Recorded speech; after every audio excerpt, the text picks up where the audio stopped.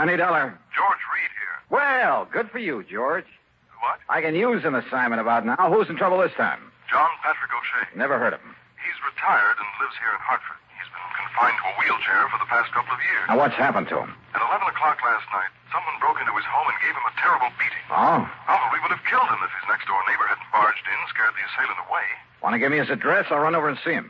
Better still, why don't you pick me up here at the office and we'll both go over there. Sure, whatever you say. You see, Johnny, I myself am somewhat involved in this thing. You? Yes. Well, why don't you come on over here? Yeah. Okay, George. I'll see you in a couple of minutes.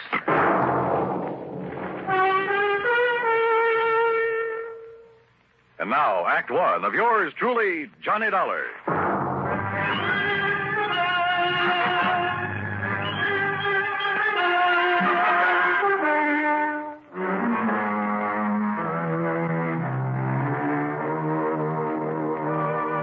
Expense account submitted by Special Investigator Johnny Dollar. To Floyd's of England, North American Office, Hartford, Connecticut. Following is an account of expenses incurred during my investigation of the wrong man matter. George Reed, somehow involved in the beating up of a helpless old man? Hard to believe. But I grabbed a taxi, that's item one, $1.20, and met him at his office. Then, using his car, we drove east on Maple Drive. Yes, Harry Marshall. He's the young male nurse who's been taking care of Mr. O'Shea these past couple of years, Johnny, ever since the old man lost the use of his legs and started living in a wheelchair. I see. Last night, Mr. O'Shea sent Marshall over to see me regarding a change in his life insurance policy. What kind of a change, George? Well, O'Shea's nearest relative is a ne'er-do-well nephew, a boy of 25 or so who lives up in Boston. Beneficiary of the old man's policy? No. You see, Mr. O'Shea doesn't have much money, only a small pension and the residue of whatever he was able to collect on the accident to his legs. So? Just what he's been paying Marshall for taking care of him, I don't know. But I doubt if it's very much. Nevertheless, Marshall has devoted himself entirely and unselfishly to the old man. So to make up for the lack of fancy wages, Mr. O'Shea bought some insurance and named Harry Marshall as the beneficiary. Exactly. But Marshall felt that O'Shea ought to make some provision for his nephew, whether he liked him or not. After all, his only living relative. Well, this Marshall sounds like a pretty unusual fellow. He is. He's a very fine chap, Johnny. Anyhow, he came over to my house last night to tell me he'd finally persuaded Mr. O'Shea to change his policy. To cut in this worthless nephew? Yes. What time did he get there and tell you this? He didn't. That is, the poor fellow must have waited for a couple of hours. What do you mean? Well, my wife and I were out. We'd gone to the movies. She insisted on seeing the second feature. A horrible picture, by the way. So we didn't get home until nearly 11:30. Now, here. I found this note in the door. Mr. Reed, sorry to have missed you, but it's after 11 now, so I think I'd better get back to Mr. O'Shea. Please call me in the morning. I believe I have convinced him that he should name Walter in his insurance. That refers to Walter Berry, the nephew. Hope you and Mrs. Reed enjoyed the movie. Respectfully, Harry Marshall. So, by the time Marshall got back home, the old man had been attacked and his neighbor had called in the police. First thing this morning, Marshall phoned me. Now, here we are, Johnny.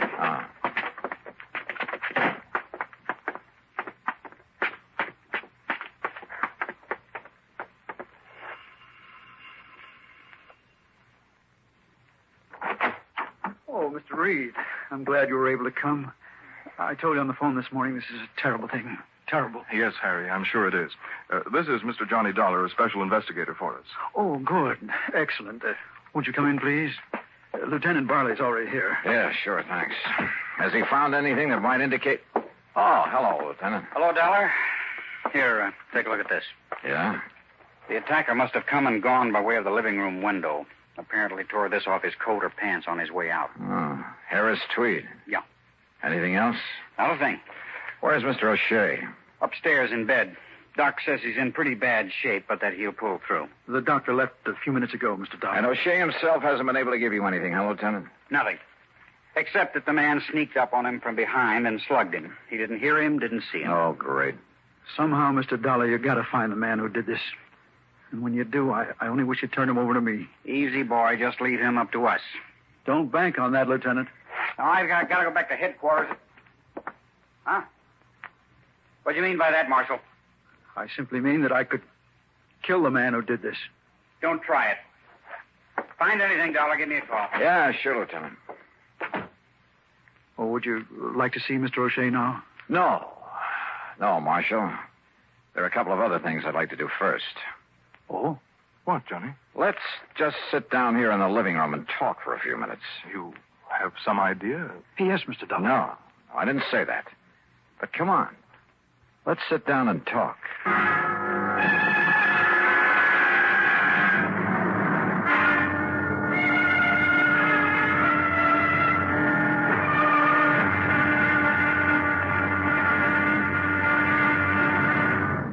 Act two of yours truly, Johnny Dollar, in a moment. In the history of America, the inventor has had a place of importance equal to that of statesmen and other national leaders. Indeed, our inventors, many of them mechanics, craftsmen, or even thoughtful tinkerers, have strongly influenced our destiny. They have contributed greatly to our amazing development from a barren outpost of civilization to the foremost industrial nation in the world. Incidentally, when we think of great inventions, it's natural to think of involved mechanisms like the McCormick Reaper, the sewing machine, or the phonograph. However, some inventions are so simple, one wonders why they weren't thought of centuries before. An invention in this category is, of all things, the universal, all-important safety pin. This was the invention of Walter Hunt, who lived in New York in the first century. Between 1832 and 1859, he created and patented more original and worthwhile inventions than any man in the country. A revolver, a repeating rifle, and a bullet with a metal cartridge containing its own explosive charge. But of all his simple inventions, the safety pin is the most useful. It was patented in 1849, and he gave the patent to a draftsman in discharge of a very small debt. Somehow there must be a way.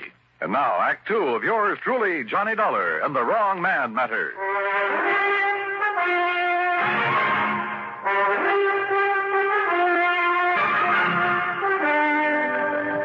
Now, what time did you leave this house last night, Marshal? A few minutes of 10. I went over to see Mr. Reed here to tell him about a change that Mr. O'Shea had finally agreed to make in his insurance. It was something Mr. Reed and I had discussed before. Yes, but as I told you, Johnny, my wife and I were at the movies. Yeah, George. Had Mr. O'Shea gone to bed by then, Marshal?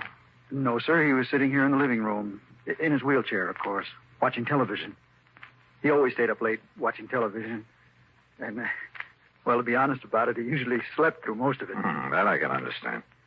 So I quietly left and I went over to Mr. Reed's home. When I found they were out, well, when 11 o'clock came around and they still hadn't returned, I decided I'd better come back here. Go on. When I got here, I found the front door wide open.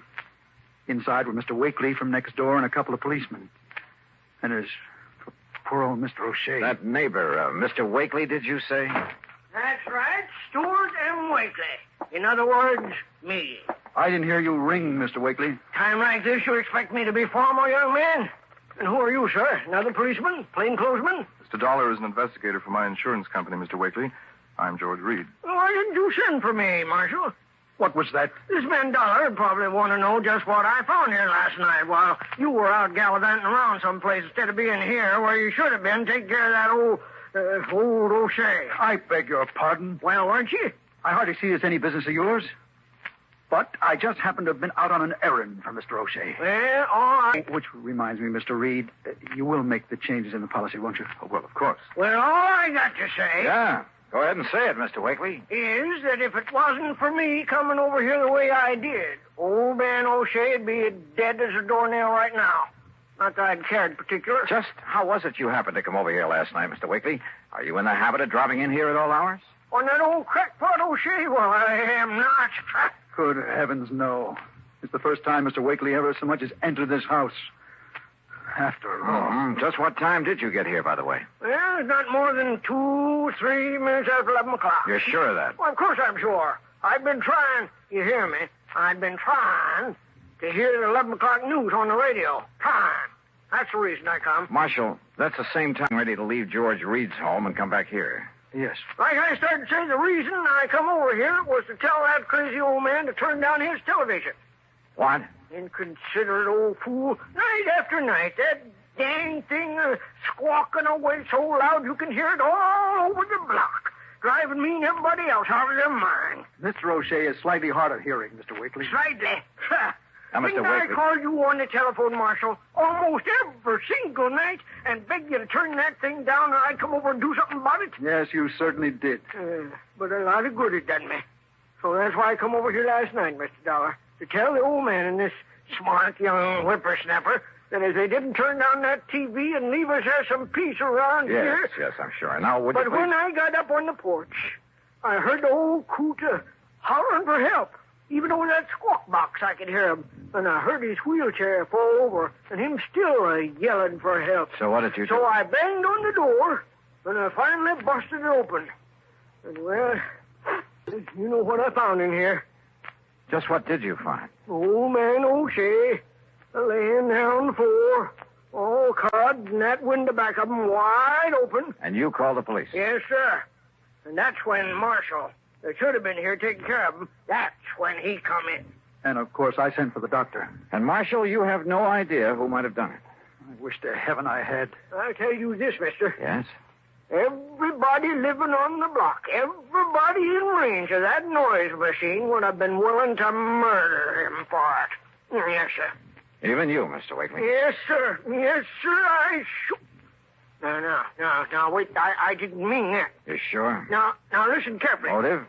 Opportunity? Let's give a little thought to that, huh?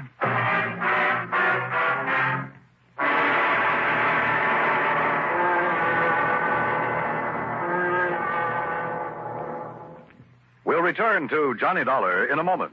The two men approach each other. Cautiously. Intently.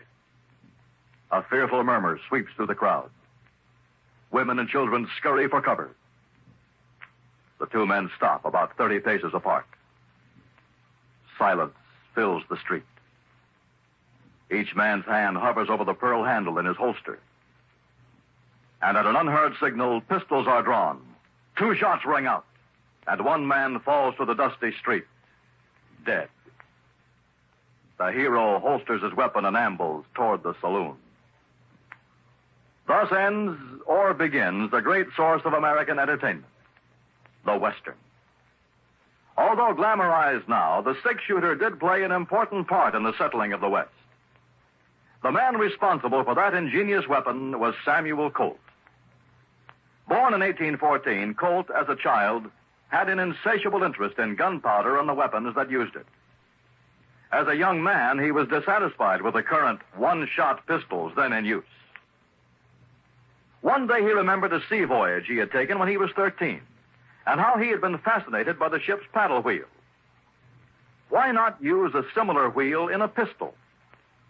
Working feverishly, he finally perfected a weapon with a rotating barrel of 6 chambers. Thus, the six-shooter was born.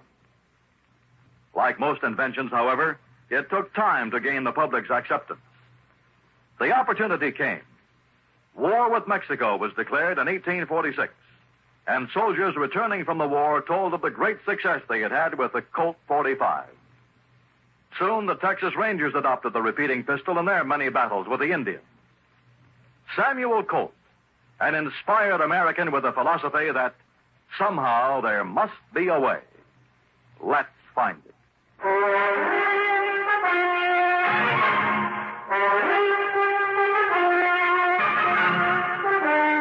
Now, listen, you. I don't know what you're trying to prove. I mean about me, but I warn you, Dollar. Warn me, Mr. Wakely? That's right. You accuse me of anything, I'll make you mighty sorry you did. You see what I mean? Johnny. Good heavens. Oh, no, wait a minute. Have you got a license for that thing, Mr. Wakely? You bet I have, ever since I was a bank messenger. And if you think I wouldn't use it to protect myself... Or to quiet an old man who was disturbing you? Stop talking like that. But then when you realized you'd gone too far... Shut up! Okay. Just take it easy and let me have that. Sorry. Good Lord. Mr. Dollar. Mr. Dollar, if he is the one... All right, take it easy. I'll kill him. Oh, no, you won't, George. Yes, John. Call Lieutenant Barley to come back here and take over. Yes. And, Marshal, you keep an eye on Wakely while I go up and talk with Mr. O'Shea. Don't worry, Mr. Dollar. And that means don't lay a hand on him. Even after what he's done? That's right. But listen... We haven't proved anything But yet. good heavens, Look, man. I'm in charge here now, and you'll take orders from me, understand? Well? Yes, sir. All right. I started up the stairway, hoping Mr. O'Shea would be in condition to talk. But then, suddenly, something I'd overlooked from the very beginning. Hey, George, come here a minute, will you? Yes, Johnny. Come here.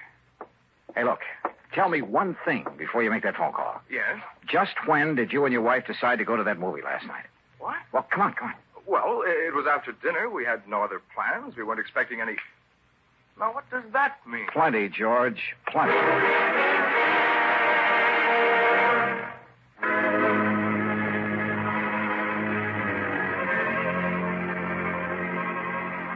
A quick look in Mr. O'Shea's room told me he was out like a light. No doubt the doctor had given him something to make him sleep. But that was all right by me. I had other ideas now. I located... Meantime, you're to keep an eye on Mr. Wakely. You are, George. What? I gotta leave you two for a few minutes, and keep an eye on Marshall, too. On me, Mr. Dollar? I don't want Mr. Wakely harmed. Just see that he stays here. Marshall, if I come back and find that you've so much as touched him... I gave you my word. Okay. See that you keep it.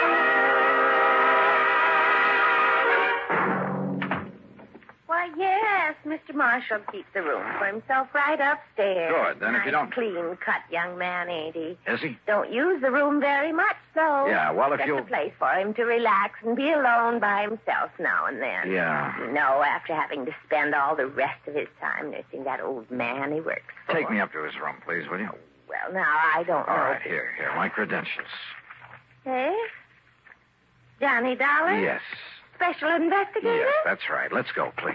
You mean he's in trouble, Mr. Dollar? I didn't say that. Oh, well, I'm glad you didn't. Harry Marshall's a mighty nice young man, devoting all his time to that Mr. O'Shea. Yeah. Not every young fellow these days. Now, here we are. Where does he keep his clothes? Hey? Oh, we're Oh, right yes, over... here it is. We don't keep very many. Say, now, that's a nice-looking one. Here is tweed, ain't it? Yeah. But now, look. See? Yeah, I see. Ask me. He should have had that mended. Ask me, it's his ways he should have mended. What?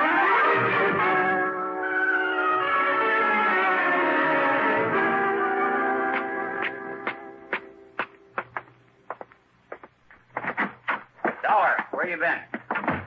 On a little errand, Lieutenant. Just got back here myself. And I see you've nailed down the man we're after. I mean, nailed him down. Wakely's still out cold. I just started to tell the lieutenant what went on here, Mr. Dollar. I must say I wouldn't have suspected him. Well, I guess there's no question, is there, Mr. Yeah. Huh? Oh, I see you found the coat that was torn when he escaped out the window. Where'd you find it? In a little rooming house over on South Elm. I see. Well, I don't. Marshal, your suggestion that Mr. O'Shea had another beneficiary to his policy was real smart. A worthless nephew. That way, even if your plan failed, not too much of the money would be diverted away from you. His plan, Johnny. But, of course, if Mr. O'Shea were to die or be murdered before the change was made in the policy, why, nobody in the world would think to suspect you. You don't think young Marshall was in this, too? It was a one-man job, Lieutenant. Fortunately, it failed. Because of Mr. Wakely. Huh? Yeah, you better call a doctor, George. I'm afraid I must have hit Mr. Wakely pretty hard. Now, look here, Dollar. Tell me, Mr. Dollar. What, well, I guess the expression is tipped you off. Marshall? You must have been waiting for your opportunity very patiently, Marshal. You must have checked on George Reed very carefully to make sure he wouldn't be home when you called on him to establish your alibi. Will somebody please tell me? Now, look, Johnny, how is he to know that my wife and I were out to a movie last night? I didn't tell him where we'd been until he phoned this morning. But the note he left on your front door said... Pretty stupid of me, wasn't it? Yeah. Got a pair of handcuffs, Lieutenant? I sure have. They won't be necessary. Congratulations, Mr. Dollar.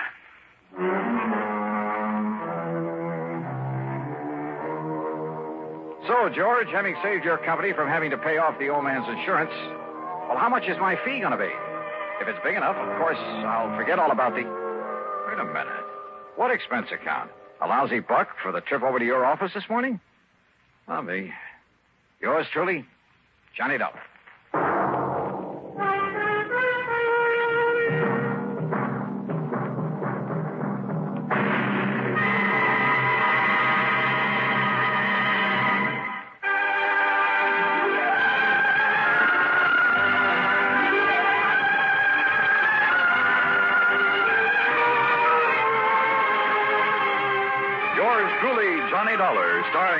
Daily originates in Hollywood and is written, produced, and directed by Jack Johnstone. Heard in our cast were Virginia Gregg, G. Stanley Jones, Chet Stratton, Sam Edwards, and Junius Matthews. Be sure to join us next week, same time and station, for another exciting story of yours truly, Johnny Dollar.